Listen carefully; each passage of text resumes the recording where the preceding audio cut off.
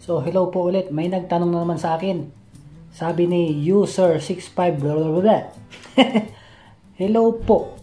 Gusto ko bumalik sa Saudi, pero gusto ko kasama ko ang asawa ko pero walang passport. Okay, so ang ano po dito is napaka-logic lang po ano.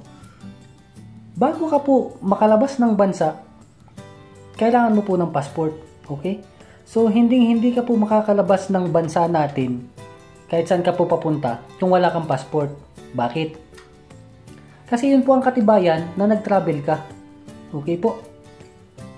Ang hindi lang po hinahanapan ng passport, pag yung flight na halimbawa Maynila to Davao, Maynila to Cebu, hindi po niyang kailangan ng passport. Okay?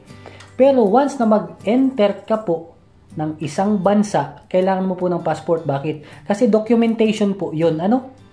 Na kung may mangyari man sa iyong masama, nandun kang bansa.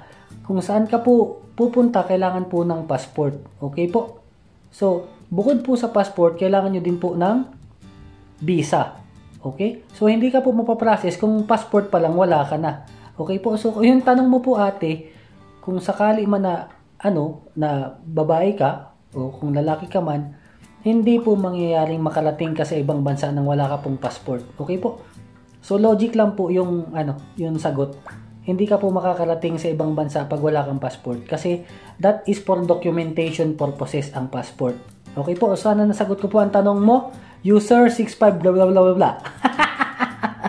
If you like this video, you can follow me on Facebook, YouTube and TikTok. Thanks.